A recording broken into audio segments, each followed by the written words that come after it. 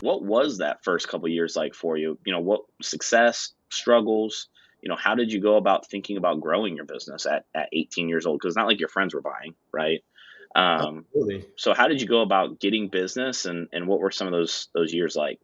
Absolutely. Yeah. So I got into it, I got licensed right as, summer was wrapping up, a little bit before the semester started.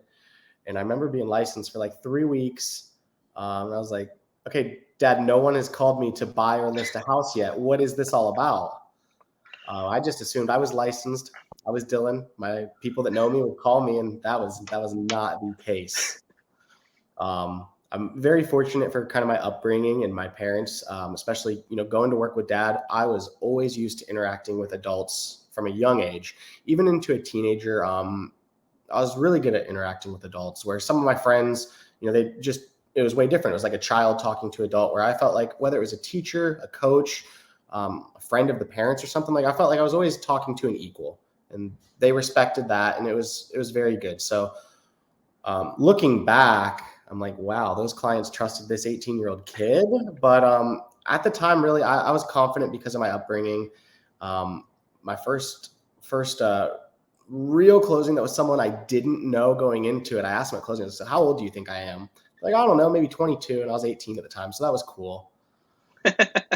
Um, but no, my first half of a year, the end of 2016, when I was in school. It was very part time, living the college life, up on OSU's campus every weekend, hang out with friends, being a college student, juggling some showings on the weekend in the evenings. And it started out kind of slow. Like I said, I had one closing that first semester. Um, Over right when that semester ended, took that winter break, got really serious. Kind of really January of 2017, I was like, I'm going to be a full time real estate agent. And I started out, my first couple of years was all just sphere of influence, people I know, or like open houses, free marketing. I was 18, I didn't have a marketing budget. Yeah. Um, and just kind of soaked it all in. I spent a lot of time in the office just hearing other experienced agents practice real estate. Um, Occasionally they would be like, hey, this is a absolute bottom of the barrel. I don't even know if I'd call it a lead at that point, but here's a name and a number. So I spent a lot of time basically calling stuff that wasn't good enough for them. Um, and it went pretty good. I think I ended with 14 closings that first full year, Wow. which as a 18 and then second half of the year, 19-year-old college student, that was amazing. I was on top of the world. Yeah. Um, and at the time, I thought I was really grinding and working hard. And then looking back, I was like, man, you were kind of living the life. Couple hours of work a day, a couple showings a week, do some paperwork. It was pretty good. Yeah. You were talking about, building through your sphere of influence and open house, kind of that free marketing. But I mean, from your sphere, was it your friends buying or was it your friends' parents or people that they knew that they were referring you business to? Absolutely. Yeah. So I had one friend the first year who was a year older than me. Um, his parents are full time real estate investors that work with my dad and are amazing. They're super successful, been doing it forever. So he's my age. We grew up together. He started doing his investing. So I worked with him.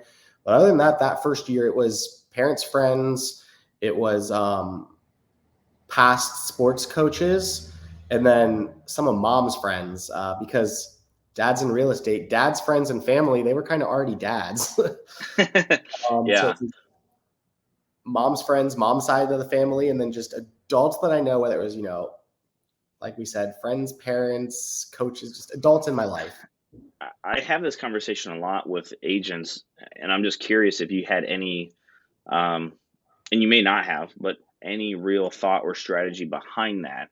A lot of times when you hear the word sphere of influence in our business, immediately people just think of people that they immediately know, like in their immediate circle.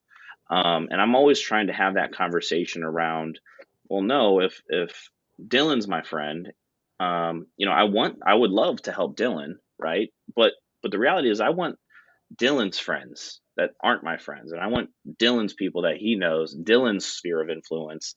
Um, did you put into any real strategy of making that happen?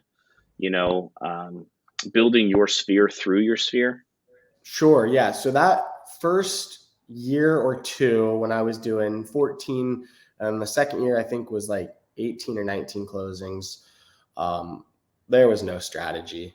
It was post on Facebook, show people that I'm doing real estate, checking into my office meetings, posting about the book I just read, the training, just showing people in my life, Dylan is not a kid anymore. Dylan is a real estate professional and he's actively doing it.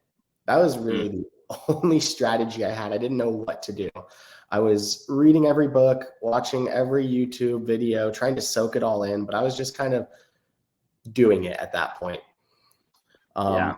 Whereas I kind of got more intentional with my business after a couple of years. I don't know the exact date, but when I read Seven Levels of Communication, that one really got me. And that right there just made me think about business completely differently. Well, what, I'll get to that in a second.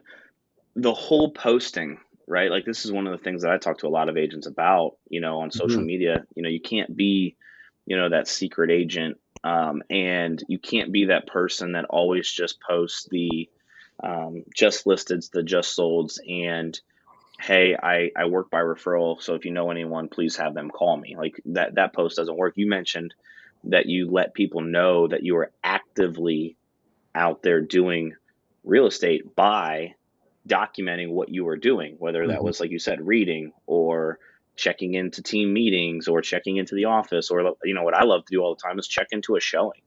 Yeah, If I'm showing a house in Dublin, I'm going to check in to the city of Dublin and let people know that I'm out showing homes. I'm not asking for business, but I'm showing people that I'm doing business. absolutely. Yeah. And at the time, and I've always been, playing team sports, grew up very team oriented. So kind of the fake it till you make it, the we, not me. It was always, we just sold this house. We have a buyer looking for this, until they were all my own clients at that point. But I was very happy to share my team's success and, help it express myself as successful at the time. Yeah, and I think that's a big misconception that, even as a solo agent, you have a team behind you, right? You can share your brokerage's stats. You can share, things that are going on within the office. You can talk about the closings and the in contract numbers and the list price to sales price numbers. You can utilize all those things even as a solo agent. Absolutely. Um, because at the end of the day, people like doing business with people that they know, like, and trust, and they want to do business with people that are busy in the business, right? It's like, would you rather have surgery done on you by someone that does, that surgery once a month, or someone that's doing that surgery 30 times a month, right? And you got to talk about it. You got to be about it. So the second thing I was going to ask you was, I've also read the Seven Levels of Communication. What was it about that book that really opened your eyes to how you wanted to go about building your business? Absolutely. Yeah. So that book, as I said earlier, and as I always tell everyone, especially early on in the industry, that was a game changer for me. Um, Out here in my market, I saw a lot of the top high, super successful agents, and they had billboards. I knew my team lead at the time was spending a lot of money marketing, traditional marketing style stuff. And I didn't have the budget. And I was like, okay, well, I can do some sales, but I can't be that. I don't have that money yet. And hearing the story through the book, I love how it's actually a fictional story. So it's really easy to follow along. It's not boring. But then throwing away all that ad spend and focusing only on the people in your life and the people in their life. And that's where I kind of first understood, okay, I don't want to sell to my friends and family. I want to assist their friends and family. Um, so then I was kind of right after that. I was very fortunate. A friend from high school, he started getting into some real estate investing, and we kind of learned that together. Um, and then he sent me my first kind of referral where it was like, hey, I have a friend. They're doing this. I told him to call you. And I was like, that's awesome. That's what I want. And how do I reproduce that? And it really just comes down to, if I had to, in a short blanket statement, is just treat people right and let them know what you do.